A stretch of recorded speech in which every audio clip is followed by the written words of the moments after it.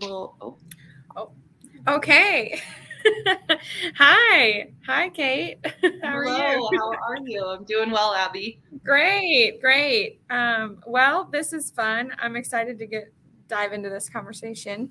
I guess we could start with some introductions and maybe just first of all, I'm Abbie Mahurin. I manage the Orvis Pro program. I am expecting a child in the next few weeks, and so this is a good opportunity for us to talk about some of this stuff. Kate, tell us a little bit about yourself. Yeah. So I am co-owner and guide of humble heron fly fishing in Southern Oregon. We primarily guide on the road. We currently live in Port Orford, which I love, which is a small little town in Port Orford on the coast. I'm also, program administrator at Port Orford Sustainable Seafood. I'm the West Coast editor of Swing the Fly magazine, and I'm also the fly fishing manager at Momentum River Expeditions, which that is what I do. That is not who I am. But yeah, I'm just an avid fly fisher, angler, mother, of course, and I love the outdoors. Yeah, So, that's great. yeah. Well, cool. This is kind of a fun opportunity. Have, I have lots of friends who have kids. I have so many like expectations, and I'm trying to get rid of those expectations when it comes to kids outside. But being someone who loves nature and the outdoors and like embracing it, this is going to be fun just to chat. So I don't quite know how to like dive into this, but tell us a little bit about your relationship with your daughter, maybe, and in nature, and like how nature has inspired your parenting and your life together. Yeah. So my daughter just turned 4 on March 17th, St. Patty's Day. It'll be interesting to see when she turns 21 what happens. Yeah, we have a good friend whose birthday is St. Patty's Day. That's great. Good day. And so, goodness, she's been outside and on the river, I'll specify, since she was 2 weeks old. I was guiding all the way up until I was roughly around 8 months pregnant. So even in the womb, I feel like she was getting jostled around and on the river. Yeah. She is a little tow-headed, curly-haired girl, and she is beautiful and very special and dear to my heart. James and I decided that we wanted to get her out in nature right away. However, when you have this little tiny baby who seems so fragile and so small, it can be really scary. And at first it was very worrisome and checking in about every 5 minutes. And, you had feedings and you had all of this. And the more we did it, the more comfortable it became, the more natural it became. And so beneficial. And, seeing the rewards of it now, especially when she's 4, even from when she was little, is huge. But, you talk about how we relate, how we are able to parent our children outside. It's very relatable to nature because nature has seasons. Nature is unpredictable. And so often I felt early on, I had this structured plan and it was going to go to plan, right? But baby has a different idea or the needs change. And so being able to be really flexible and read your child and work with your child just like you would do out in nature, reading nature. You see the clouds coming in. Okay, we got a thunderstorm coming. Similar to, reading On your toes. Yeah, to just be really flexible and to lower those expectations. And I think having a plan and a structure is good. Like a good idea, absolutely, and something you can still follow and play with, but just know that, it's most likely going to change. For sure. And I will say the jacket thing, parenting is very seasonal in the sense of nature having multiple different seasons. When summer comes around, you don't have to battle with your kiddo on, putting a jacket on because it's winter, and why we need to wear practical clothes, and maybe why we wouldn't want to wear dresses outside in wintertime, and things Right. like that. So I will say, as the seasons change, there will be nuances as well in regards to things. So And what her expectations are. absolutely, yes. If she had it her way, she would wear a dress with no pants or anything and sandals all day long. All But day, even in the yeah, winter. yeah, but not practical in the winter. So the Yeah. jacket battle has been a real one lately. So when you say that she's been out on the water with you since 2 weeks old, did you do a lot of wade fishing with her that young? Did you take her on a boat? When did you take that step? There's so many questions. Yeah, absolutely. What's So okay? yeah, we started small. So I will say at 2 weeks old, we used this ergo baby Yeah. carrier. So she was on the front, and I was terrified of putting her in that because she looked so smushed, and I was afraid, she couldn't breathe. And so the amount of fishing that really happened was a little limited, but we started with walk and wade on a run that we were really comfortable with. So one that wasn't ledgy, and one that we, knew we weren't going to slip and fall in, and things like that. Oh, and I will say, actually, James was the first one to wear her, actually, Great. because I was like, you're sure-footed. You got this. You're going to do this. So 2 weeks old, her first outing was with Dad, and I was there, of course. And it was fun. Fishing was, again, very limited, but it was just a trial run and to kind of see how that worked and what she would do.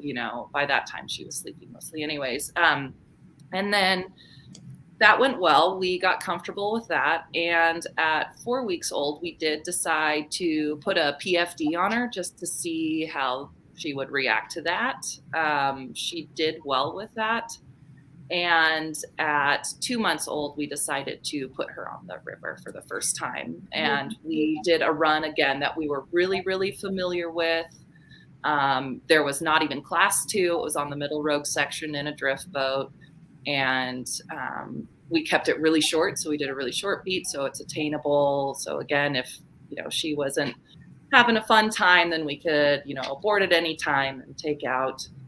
And that was, James and I talked about that a lot because we wanted her to have this relationship with the river. We wanted her to be comfortable on the river. We wanted her to know that, early on, that having the PFD on is just something we always have to do when we're in the boat. So all of that modeling early was something that we really value and something we wanted to integrate into her life. So, and every parent is different. Some people, I have heard them say and tell me actually of, what, 2 months? That is far too young.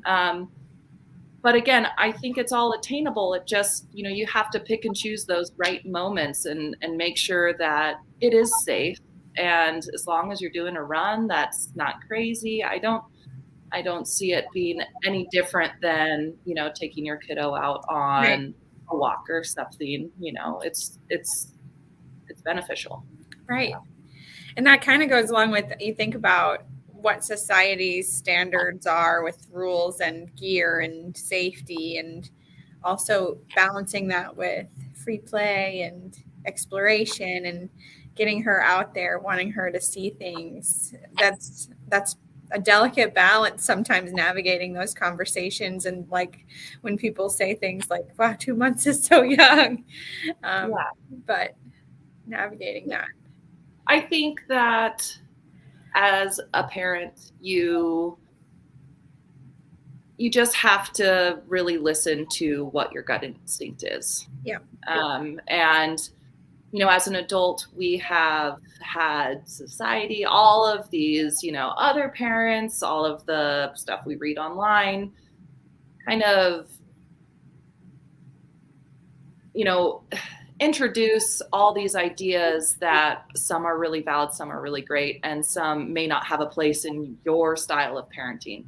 My style of parenting is more of a hands-off approach and exploration and having the kiddo learn, even if it is from, mistakes out in nature. I think that's really valid. James's parenting style is more hands-on. He's more of the helicopter parent, which I appreciate because we work really well together. But I think that there is an absolute way to be able to get kiddos outside and have them explore and learn themselves, also being at a safe distance. But go ahead and pick up that rock, put it in your mouth. Yep. That's fine. Or, getting reasonably close to the river at a young age where, they're not going to just toddle in. I think it's okay to be a couple of steps behind and just see how they react to it, and have them walk down the riverbank, or, have them play in the boat a little bit by themselves while you're close by. I think that's absolutely okay. But again, that's what my gut feeling is. And so just kind of figuring out what it is. And that's only going to come with time too, right off the bat. I mean, I would have called myself more of a helicopter mom. And just as things progress, it got easier and easier. I will say though, it is hard to know your kid is climbing up on a rock, a safe rock, we're not going high or anything, but know that your kiddo is attempting to maybe climb up on something, and that there's a likelihood of, potential, I wouldn't call it failure, but falling. Again, that's okay to learn from a standpoint that it's safe, that the kiddo will fall, let's see what they're going to do. Are they going to get back up? Are they going to say, I'm not going to try that again? Those are really valuable moments in a kid's life early on that I believe will kind of determine more of their emotional state and more of their, just state as a little human. What are they going to do? It's exciting to watch. And I don't know about you, but I feel like I have memories of that as a kid too, where my parents let me fail and they let me go through those steps. And I think being outside as a kid, I know that's not always easy for the parents to do, but it creates humans who then grow up to be good stewards of their world. And what about those what do you do in those hard moments when you have to let go and say, it is what it is, and you just move on? Yeah, I mean, I think that nature connects kids on such a whole different level, because when they're little, I think it's up until they're 3 years old, they have this ability to have this really broad view of what's going on around them. They'll hear the bird chirping, they see the trout sipping, the fly, whatever it is, they see that all, versus, adults, we've kind of learned to have this tunnel vision, and you gain tunnel vision at around 4 or 5. So being able to integrate your child early on into nature, that allows them to really fire on all those synapses to be able to look around and be aware of that. And so watching your kiddo climb up on that rock and potentially, failing, that's allowing their brain to fire on all pistons. And, it's just amazing to see. And I think, I know that it is really difficult. It is difficult to watch your kiddos and not, want to nurture them and want to, always be there for them. But they learn so much through exploration and failure that I feel that it's just such a positive benefit. Kind of just got to let it happen. But, again, early on, that it's just only, it's a learning. Motherhood, parenting there's such a learning curve, and no matter how much you read, and you're never really going to be prepared for it. Right. It's a trial and error, really. And things that I think of as like difficult moment, you're like, that's nothing. Like, it's fine. She climbs up rocks all the time, falls. Yeah. I think that's probably going to be more of the helicopter type parent. Well, my partner Andy is very, very hands off. That's okay though. That, I mean, like I Yeah. said, that works well. And I will say, James has been there for many moments of like, "Ooh, that was a good catch, honey." You know, you know, glad you were right there. Yes. Yeah. Yeah.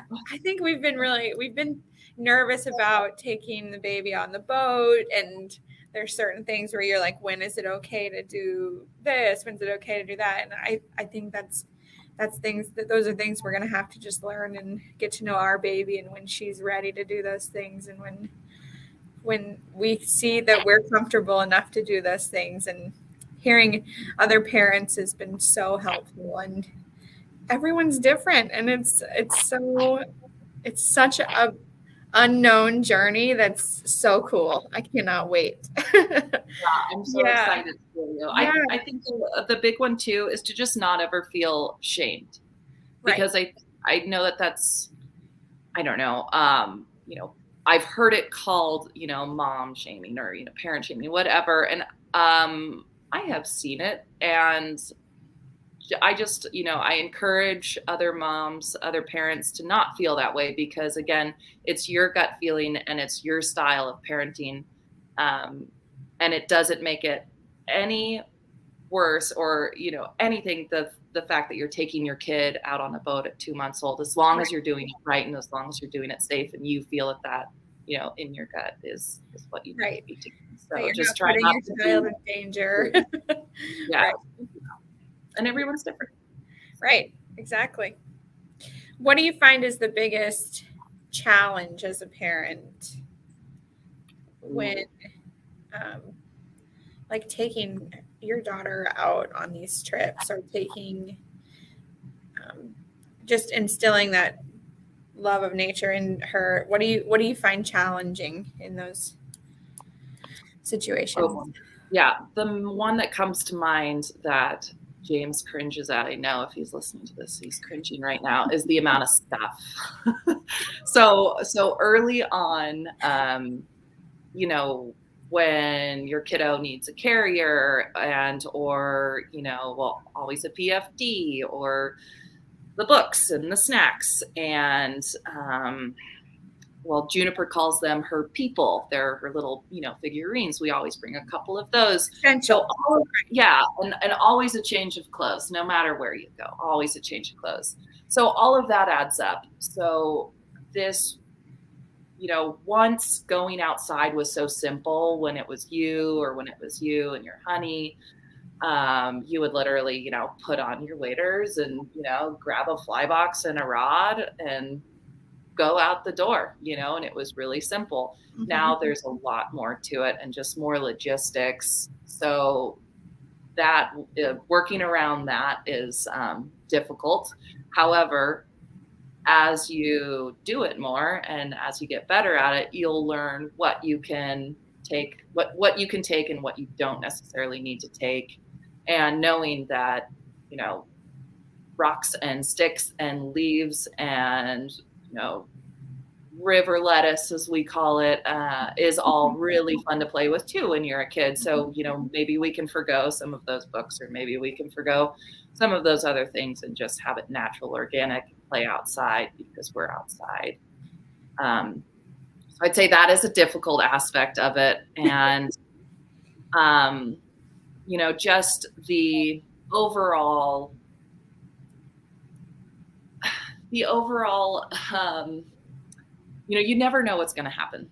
So it's just, you have to be so present and so flexible. You could have this awesome idea and the whole thing planned, and it just doesn't work out that way. So really lowering your own expectations as, you know, an adult, as a mother, is, I think, the best way to go, because I have invested many times on these epic adventures and I'm really excited and it never goes as planned. Right. And so then it's like, I feel a little bummed, and it's like, you know what, we still had fun. It was all good. So just lowering those expectations and just letting it happen organically and just kind of unfolding from there. I think about, there's this video that our president, Simon Perkins, his wife, Else, had their 2 kids out on a canoe. And I think she shared it on social media, and the canoe just totally flipped, and they're just like in the water, and it was like hilarious watching, but in the moment, she's just like, oh, like this is not how this was supposed to go. Yeah, But exactly. she's like, we're okay. It was just like those things happen, and you learn to live with it, and it's a fun memory now that, remember when we tipped the canoe over. Yeah, teddies are going down river, Right. Like, there's those people that you love so much floating down the river. Guess what? Some more, but, and those are things that I feel like already, even with pregnancy and expectations of, and what you call like shaming, there's so many things that you just have to kind of experience on your own and get through those things, and they're all wonderful so far. So, and the beauty about it is that, I think definitely as adults, as parents, there is a lot of shaming on both parties. The beautiful thing about having a child is that they haven't had these societal norms or anything pressed upon them. So they're just out there in this unworldly spot in nature that is just so wild and cool to see. And to take clothes off, and play in the river, totally socially acceptable. For you, it's maybe inspiring. It might be inspiring. Yeah, that looks fun. Let's all do it. Exactly. Has Juniper caught a fish? Has she experienced that? She has, yeah. Actually, with James and our friend Matt Ziliaks, they went out to Lake Selma in the Cave Junction area, and they stocked the pond there, and it was a bass. Bass for her first time. And I believe James made the cast for her and then gave her the rod, and she reeled it in, and she was so proud. And she was also in her brand new pink sandals, which she was very excited about. So good. Back to the fish and the pink sandals to complete her ensemble was very That's exciting. Great. Yeah, but we're lucky. Juniper was made a rod early on, and so she has a little 8.5-foot 3-weight that can be doubled as a single hand or a little spay technique. Mm-hmm. We call it the baby spay. And so she's practiced on that early on, and actually she gets that definitely from her daddy. She gets the whitewater love from me, but she gets the fly skills, the fly fishing and skills. The spay casting. Yeah. That's and so we integrated that early on, but at the same time, now she's 4 and she's more opinionated, and she wants it to be her idea. So if she sees mom and dad fish, then she wants to fish. But if we bring it up to, hey, we should go fishing this afternoon, it'll be a really hard no a lot of the times, because it's not her idea. But if she brings it to you, she does enjoy it. But there's still a lot of play we have to do with her while we're fishing.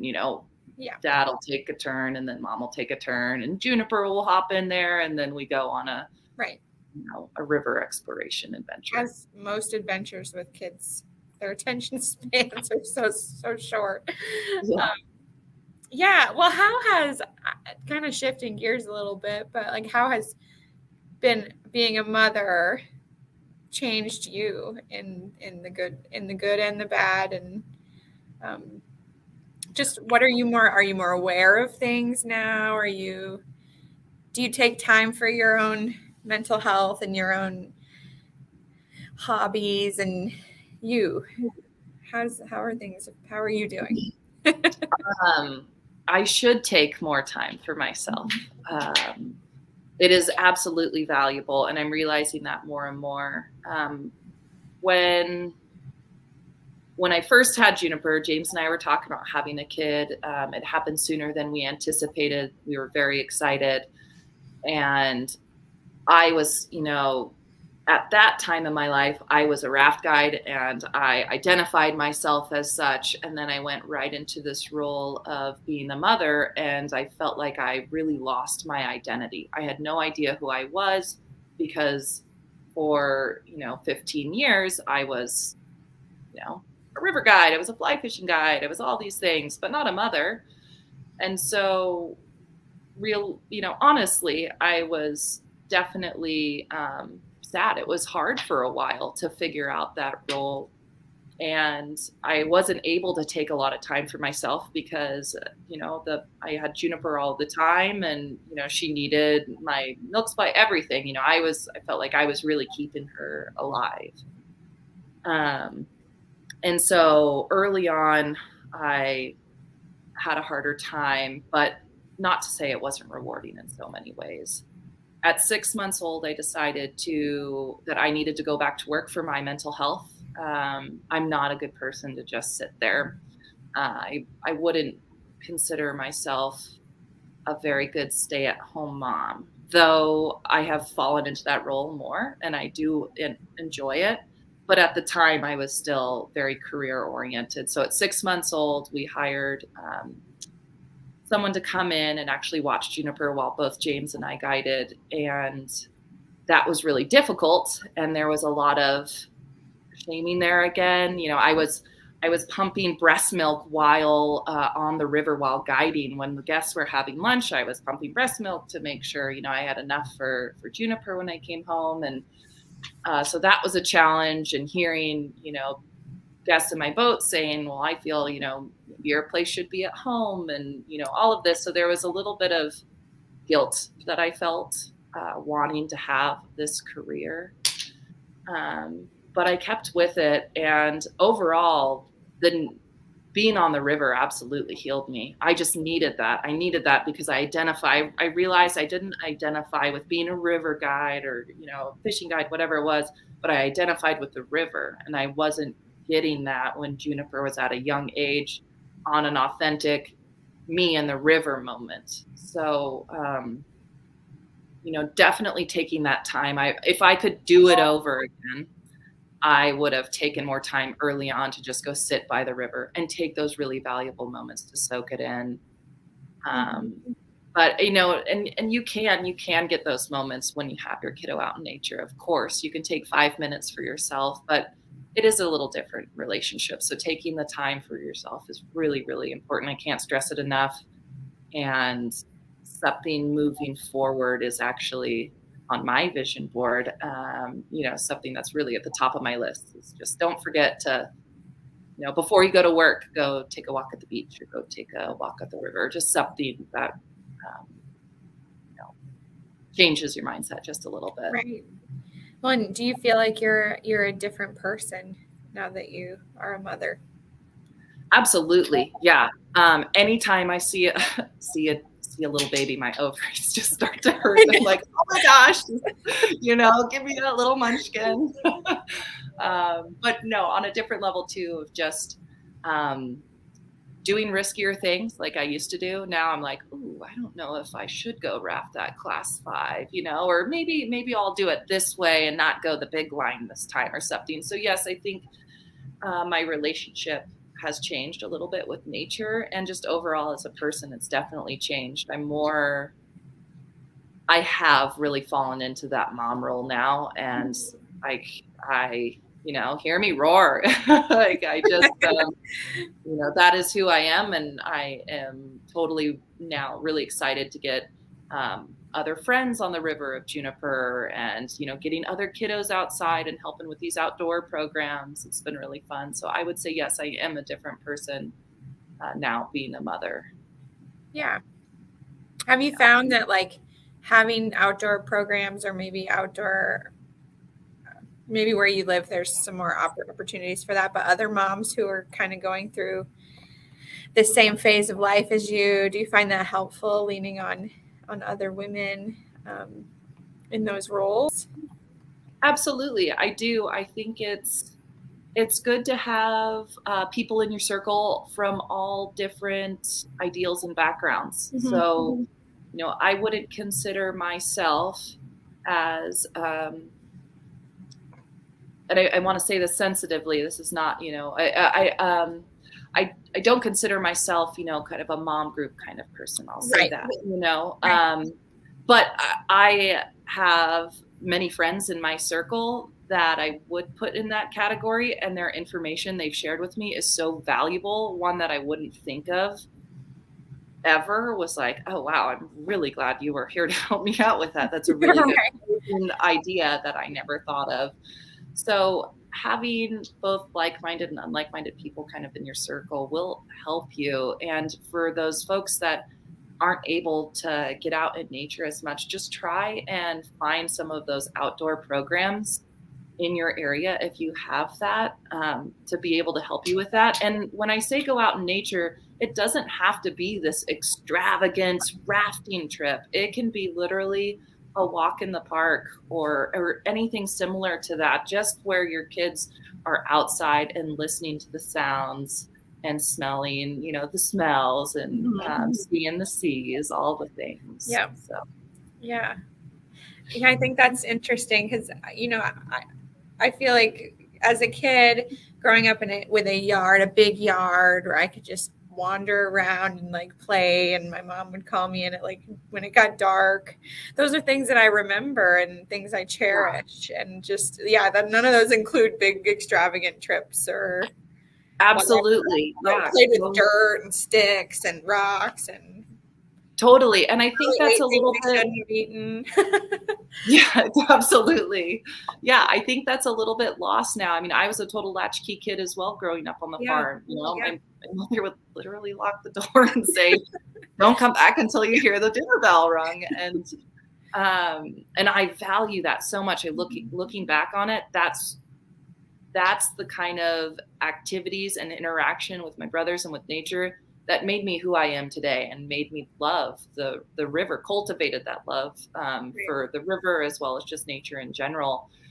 And it's not something that I feel talked about as much because of the difference in times and the different parenting styles, but it can still be attained. You can still, parent your child that way. Absolutely. Just, make sure that, again, you're doing it safely and within the parameters that you feel comfortable. Yeah. Yeah, exactly. Yeah, this is a whole journey that we're about to embark on, and it's scary and awesome and all the things. So I always, was talking to my doctor. It's like, well, you don't really plan for these things. She's like, well, actually you can. I was like, okay, I meant it in a different way. I was like, you don't really plan on how you're going to parent. I mean, you have these ideas and these, values that you want to instill, but you're never really ready to pop into this parent role. It's just something that like naturally happens. And I mean, there is of course preparation you can do. I'm not saying that, but it happens when you have your first kiddo and you go, okay. And when they send you home, somebody said the other day, they hand you the baby and there's more instructions with a frozen pizza than there are with a child, and you have to just navigate it and figure it out. And yeah, I remember that. I remember telling James, like, wait, they want us to go home with the baby now? Like, I don't know what I'm doing. What? There's no one here to like wait on me hand and foot. What do I do? Yeah. That's interesting. Yeah. That's great. Yeah, it'll be fun. It'll be there's just so many unknowns that I'm excited to witness those things and hear those. I'm just, like you say, she's got the curly hair, and you're like, there's so many wonderful things about her that you just like see probably flourish when you're outside and doing what she loves. And that's exciting. I can't wait to see that stuff. I'm excited for you. I will say a helpful tip for tips. So a helpful tip for getting your kiddos outside and happy, because the idea of getting your child outside is to make it kind of a positive experience. Yes, they're going to have failures. They're going to fall. There's going to be some tears shed. That's a given. but always trying to have it more positive than as like a chore or something, and then that would create this negative connotation in their brain that holds with nature. For us is have lots of snacks. Snacks are your best friend, including the occasional snacks. I'm the same way. I need snacks. Yeah. But even the naughty sugary ones, that I consider them naughty. We don't do as much sugar with Juniper, but having those in your back pocket, pulling one of those out on a day's trip to make your kiddo just a little bit more happy or bump up that blood sugar level. Great.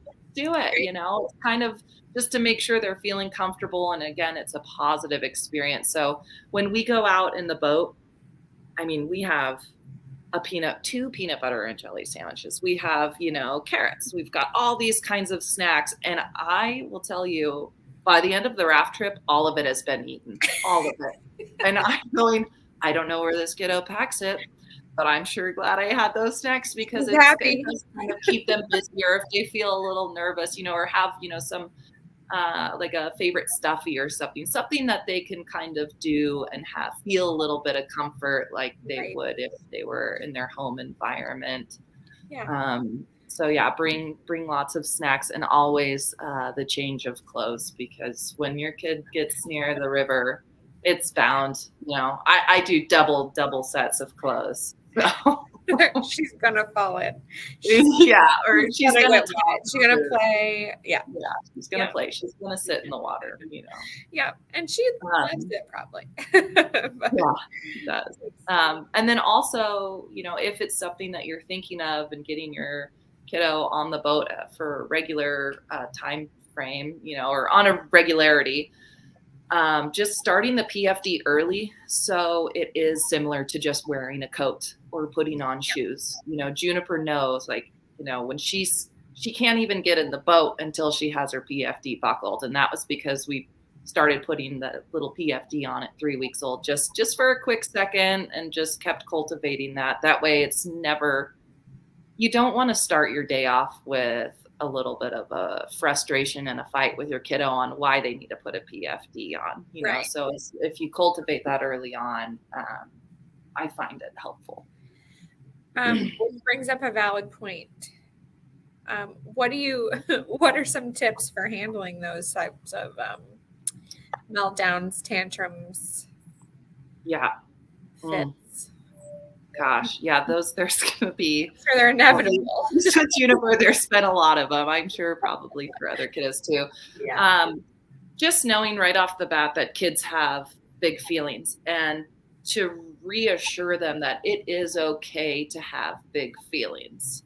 So I was reading earlier today because Juniper's been having a little bit more meltdowns recently, and I was calling them tantrums. And so there is a little bit of a difference. So a tantrum is something that, say, they don't get their way. They wanted the toy at the store. They didn't get the toy at the store.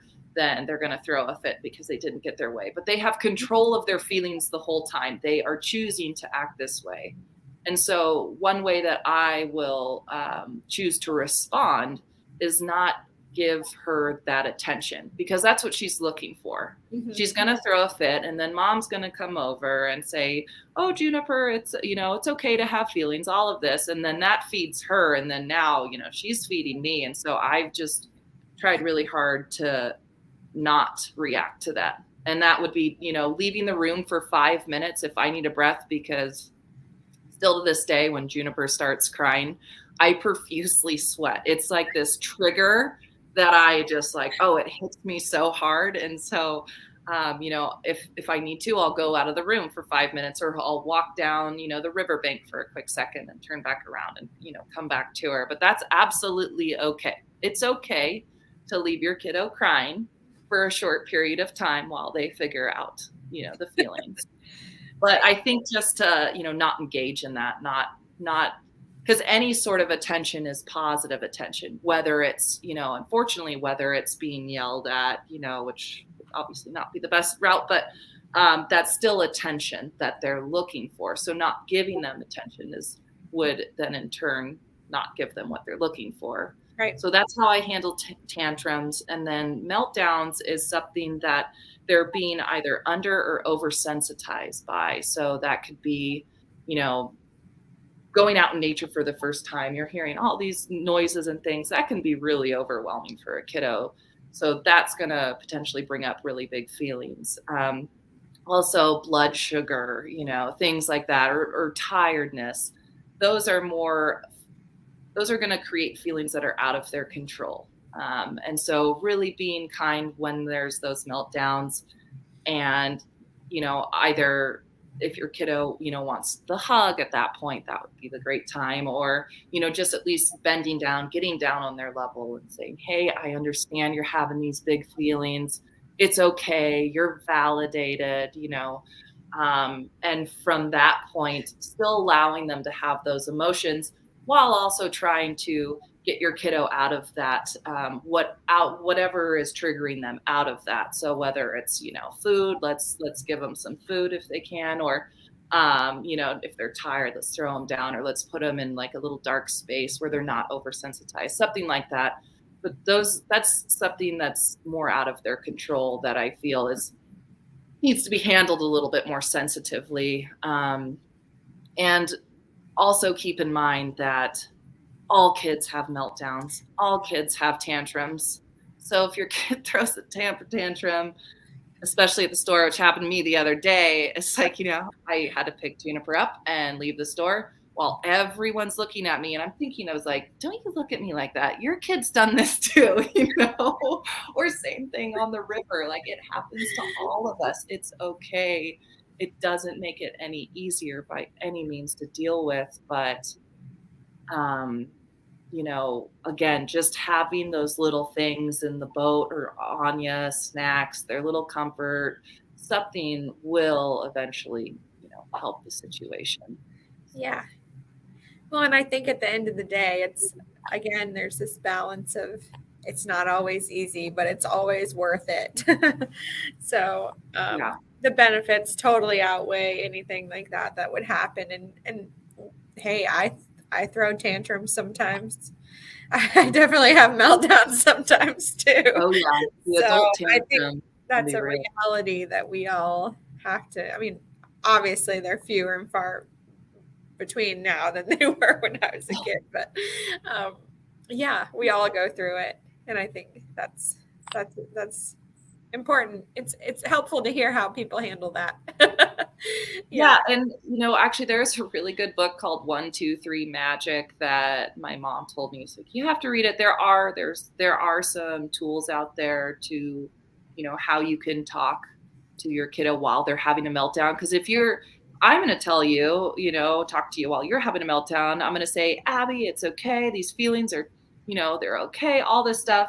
But when you're trying to get that through a 3 or 4-year-old kid's head, they have to be very short and concise sentences, like, I understand you feel mad, just to try and kind of not to dumb it down by any means, but, yeah, exactly. Yeah. And if you find a better way, I would love to hear about it. I'll say that. We're just winging we're going into this, just no idea. So figure it out. I think this is all really wonderful. It's inspiring to me to see other moms who are just like totally crushing it. And it makes you feel like this is possible. This is okay. This is not just possible, but it's a beautiful thing. And I'm excited to be part of that. Yeah, absolutely. You have these expectations of you want to plan to have a family. And then when it finally happens, you're like, whoa, now what? Like, now there's this parenting piece that you have now until forever. So absolutely. I think, and it's, you're not always going to feel like you're crushing it, but right. It's important to still know that you're actively trying, and to also understand that, especially for me, like someone who loves being outside, someone who I feel I identify myself more as a tomboy, if you will, Juniper is a very girly girl. She loves to wear her dresses. And so, making that compromise, like, sure, it's summer out, it's nice. You can wear your dress in a boat. Because she told me, she said, Mom, high heels are for drift boats only because they will pop a raft. And I'm going, where did you even figure out high heels? In my mind, I'm like cringing, like, oh God. But at the same time, that is Juniper. And so I have to cultivate that. So understanding that she's going to do nature her way. And also, though being outside is very valuable, Juniper also wants to have her girly dress up time inside. And that's okay. Just lowering your expectations, because I thought, oh yeah, Juniper's going to be a go-go. She's going to, do all these things. And she's got a total different agenda. And she'll tell you. Oh yeah, my husband's already looking forward to taking her out on a squirrel hunting, and I'm like, okay, but we'll see. We'll see what she wants to do, because that is so interesting. Yeah, everyone's different, and just like how you're not like your mother in a lot of ways, probably. Yeah, it's the same. And I think that's valuable too, as part of the aspect of getting your kiddo outside, is let them help, have them be good helpers. Pick the things you want to bring on this raft trip. Oh, where do you want to go today? What section do you want to run? Do you want to be in a boat today? Do you want to do this? But have them be an active part, because then it is their idea, and then they get excited, and then it's not them just being told that we're going to go outside today. It's them thinking that they want to go outside and they want to do it in this way. They're choosing the pieces. Yeah, absolutely. Yeah, that's great. Well, this is awesome. I want to, what are some of your favorite memories that you've had with Juniper? Oh boy, there are so many of them, but I did pick a couple to talk about. And probably one of the first ones was when Juniper was 1 year old, and we decided that I would hike her down the Rogue River Trail, and James was rafting. And during times where, I didn't want to hike, or there was, a class 2 rapid, then we would get Juniper in the boat. And we would raft a little bit, and then I would hop back out, and we hike the whole entire trail, staying from lodge to lodge at 1 year old. And to see her, she wasn't really walking then. She walked at 13 months. And so she was still trying, but to see her try and walk in some of these historic lodges that have such a warm place in my heart, and to be able to, share that experience with the people that I love down the canyon, and to see her loving being in the backpack carrier. The Osprey backpack carrier, by the way, is a good one.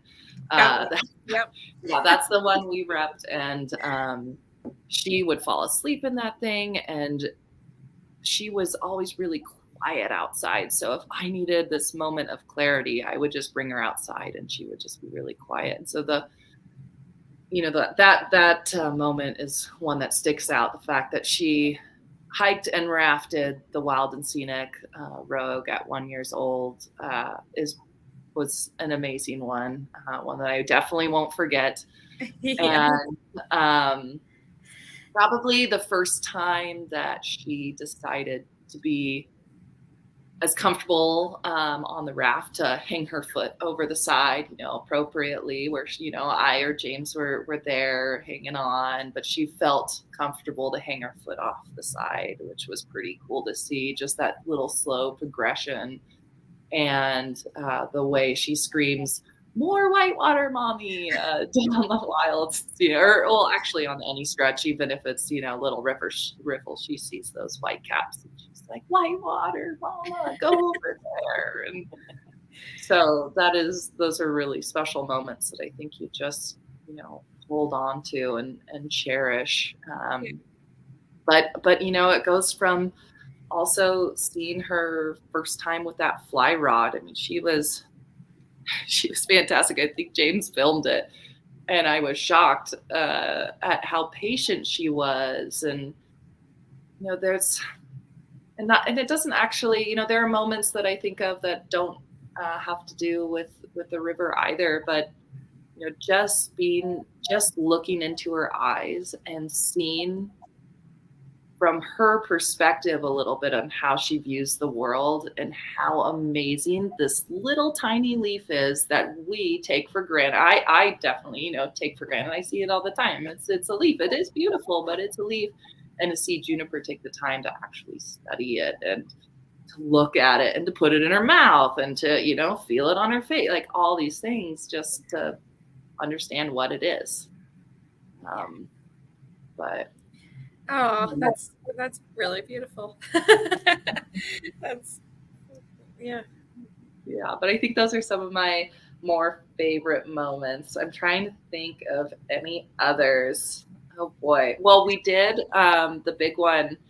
So talking about the progression of, taking your kiddo out in the boat when she was 2 months, we were on not even class 2 water. And then when she became comfortable with that section, we did another section. When she was comfortable with that, then we went to class 2. So for her 3rd birthday, we've celebrated her birthday on the river every year so far. We go on a float and we have our cupcakes, and now we're bringing our friends, and it's always been a really fun adventure. And Juniper's ideal trip is in a raft, not in a drift boat, because you get more splashes, and you've got to go to the bank because she wants to do her rock finding and things like that, and her people playing. And then she wants to continue with whitewater, and then she wants to pull over. And so this is kind of how her ideal trip is, how her birthday goes. And so for her 3rd birthday, we decided to run a class 3 for the first time with her. And so we ran Argo with a bunch of our friends, and she was amazed, and she thought it was so cool. She didn't understand. She's like, I want to go back up and do it again. I was like, we can't just row back up river, like, she's like, no, but I want to do it again. I was like, that's awesome. That's great. So now we're doing consistent class 3s with her, and James and I have talked about it. There will not be a really, really difficult, technical, hard class 3 or a class 4 until she knows how to swim. So right. Up until then, she'll be walked around. We still can do these multi-day trips, but we just walk her around all the big stuff, and we hop back in and we continue. And we talk about that, and that gives her something to work up to and look up to. And, oh man, I really want to run that. Yeah. So that was another time she turned 3 and got to watch her run her first class 3 in full tutu style, by the way. She sounds like a ham. That sounds great. She sounds great. I remember meeting you two and just hearing your love for each other. And I think Juniper was maybe a year old or something. Mm-hmm. And it's just wonderful to catch up with you and hear all about how life is and motherhood, parenthood for James too. This is all really inspiring, and thanks for taking the time to talk through some of this stuff with me. I'm excited to go down this similar journey on the opposite coast. Yeah, absolutely. And if you have any questions, if anyone has any questions, as simple as what PFD worked really well for you, or what carriers are, even going from, having the kiddo and still having birth weight, for waiters, like we were talking about earlier, all of this stuff, there are tricks for it. And I'm more than happy to answer all questions. I am not a professional by any means. I'm figuring it out just like we all are. Right. Yeah. But, I think the more support we show each other, the better it's going to be. I try really hard not to judge other parents based off of how they're, how they're deciding to raise their children. And I think just the more support that you can give one another, not just from a mom level, but from a parent level, is huge. Yeah, and we're all just people doing our best. Yeah, exactly. And at the bottom of the end of the line, as long as your kiddo is loved, then you're doing a fantastic job. Yeah. That is what they most need. Yeah, they need I mean, they need food and things like that, like the basics. But in the end of the day, it's whether or not that kiddo feels loved. Yeah. But I'm so excited for you, Abbie. I look forward Great. to hearing more about your journey. I'm excited to see what the little one looks like. Oh, Yeah, goodness. I'm excited to know her personality, and there's all these things you look forward to. So, yeah, we're excited. Thank you. Julia said there might be some questions, but I'm not sure if there are any. So, if that's the case, I don't think there are any that popped up. But anyway, thank you so much, Kait. Thank you. I appreciate the time, Abbie. See you soon. All right. Bye-bye. Bye.